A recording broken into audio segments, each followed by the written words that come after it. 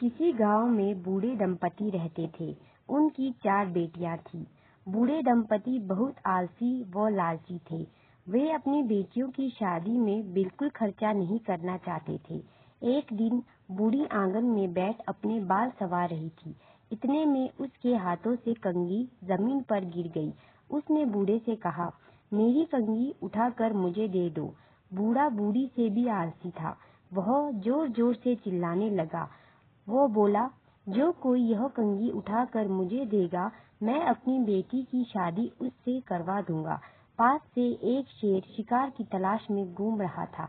जैसे ही उसके कानों में यह बात पहुंची, वह मन ही मन बहुत खुश हुआ। उसने कंघी उठाकर बूढ़े को दे दी। बूढ़े ने सोचा, अगर मैं अपनी बेटी की शादी इससे करवा देता हूँ तो ना तो शादी में कोई खर्चा होगा और शेर का ससुर होने के कारण मेरा रुतबा भी बढ़ जाएगा।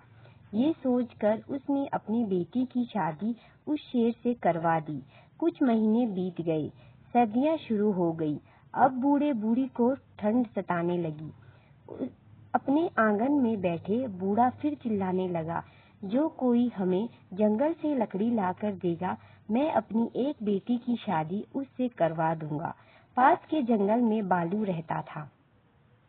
उसने यह बात सुन ली।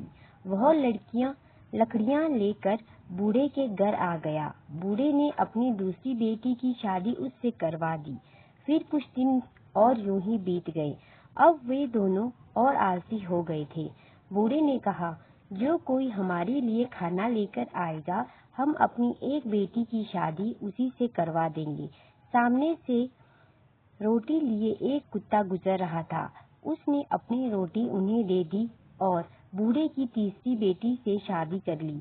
बूढ़ी के हाथ से रोटी का टुकड़ा फिर गिर गया। वो दोनों इतने आलसी थे कि उन्होंने फिर आवाज लगाई, जो कोई रोटी का यह टुकड़ा उठाकर हमें देगा, हमारी एक बेटी की शादी उसी से होगी। सामने पेड़ पर बैठा एक चील यह सब रोज देख रहा था। उसने रोटी का टुकड़ा उठाया और बूढ़ी को दे दिया। इस तरह बूढ़े की आखिरी बेटी की भी शादी हो गई। कुछ महीने ऐसे ही गुजर गए। अब बूढ़े ने बूढ़ी से कहा, काफी समय हो गया है, हमारी बेटियां किस हाल में है, हमें कुछ पता नहीं है। मैं हमारी बड़ी बेटी से मिलकर आता हूँ। यह कहकर वह अपनी बड़ी बेटी से मिलने पहुँच गया। शेर अपने ससुर को देखकर बड़ा खुश हुआ। वो बोला, आज मेरे ससुर जी पहली बार मेरे घर आए हैं। आज मैं इनके लिए कुछ खास खाने पीने के लिए लेकर आता हूँ। बूढ़ा भी शेर के साथ गया। कुछ दूर जाने के बाद शेर बोला, ससुर जी आप यहीं रुकिए, सामने से बकरियों का झुंड आ रहा है। मैं एक बकरी को पकड़ के अभी लाया। आज आपको मैं बकरी का मांस खिलाता हूँ। बूढ़ा पेड़ के पीछे छिपकर देख रहा था। देखते ही देखते शेर झुंड से एक बकरी उठा लाया। बूढ़े की बेटी ने रात को उसी बकरी का मांस बनाया। अब अगले दिन बूढ़ा अपने घर वापस आ गया। वह बूढ़ी से बोला, हमारी बेटी बहुत खुश है। हमारा जमाई शेर बहुत खुश रखता है उसे। बूढ़ी बोली, ये तो बताओ, तुम पहली बार बेटी के घर गए थे, जमाई ने खातिरदारी में कोई कमी तो नहीं रखी? बूढ़ा बोला, कोई कमी नहीं थी। आज मैं तुम्हें भी वही खाना खिलाऊंगा जो मुझे शेर जमाई ने दिया। इतना कहकर बूढ़ी को लिए बूढ़ा जंगल की तरफ निकल गया। बूढ़ी को पेड़ के पीछे रहने को कहा और सामने से आ रही बकरी के झुंड के बीच चला गया।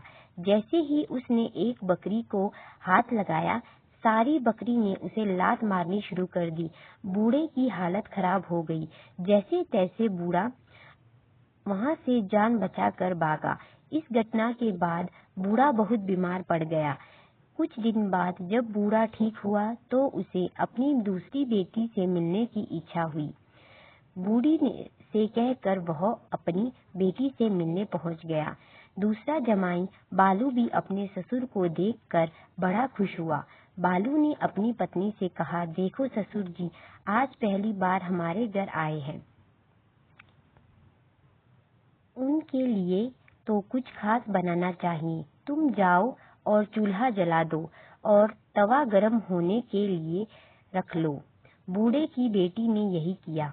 जैसे ही तवा गरम हुआ, बालू उस गरम तवे पर बैठ गया और देखते ही देखते बालू की चर्बी तवे के ऊपर आ गई। उस रात बूढ़े को खाने के लिए भी यही चर्बी परोसी गई। अगले दिन बूढ़ा घर लौट आया। बूढ़ी ने फिर पूछा, कैसी खातिरदारी की तुम्हारी बालू जमाई ने? बूढ़ा बोला, बता के तुम समझ नहीं पाओगी, मैं तुम्हें करके दिखाता हूँ। तुम चूल्हा जला दो और तवा गरम होने के लिए रख दो। बूढ़ी ने वैसा ही किया। तवा गरम होते ही बूढ़ा उस पर बैठ गया, पर वह तवे की गर्मी सहन नहीं कर पा रहा था। फिर भी वह तवे पर बैठता, फिर उठता और यही करता। जब काफी देर बाद भी चर्बी नहीं निकली तो वह रुका, पर तब तक वह पीछे से काफी जल चुका था। इतना जलने की वजह से वो फिर बहुत बीमार पड़ गया। उसे लगा अब वह मर जाएगा, इसलिए उसने सोचा मरने से पहले अपनी तीसरी बेटी से मिल लिया जाए। तीसरा जमाई कुत्ता भी अपने ससुर को देख बड़ा खुश हुआ। बोला, ससुर जी क्या हुआ, आप तो बहुत कमजोर और बीमार लग रहे हैं, कुछ दिन यहीं रुकिए। बूढ़ा मान गया। शाम को कुत्ता बूढ़े को लेकर गांव गया। गांव में दो औरतें मिर्च कूट रही थी। बूढ़े को दूर रुकने को कहकर कुत्ता उनके पास गया और एक औरत के पैर से मांस खींचकर निकाल लाया। कुछ दिन तीसरी बेटी के पास रुकने के बाद बूढ़ा ठीक हो गया। अब वह अपने घर लौटे आया। बूढ़ी बहुत खुश हुई और पूछने लगी, तुम तो स्वस्थ होकर लौटे हो, ऐसा भी क्या खिला दिया तीसरी बेटी ने तुम्हें?